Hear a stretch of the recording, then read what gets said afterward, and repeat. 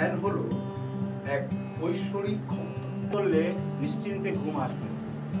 ধ্যান করলে শরীর ও মনের সঠিক সুস্থতা আসে।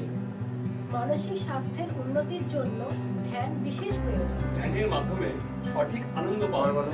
ধ্যান করলে ইচ্ছা শক্তি বাড়ে। ধ্যান করলে সাফল্য এবং আত্মবিশ্বাস ফিরে।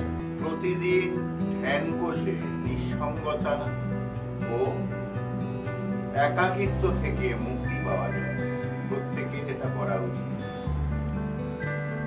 ধ্যানের মাধ্যমে রোগ নিয়ন্ত্রণে আসে। ধ্যান করলে আত্মহত্যা প্রবণতা থেকে মুক্তি পাওয়া যায়।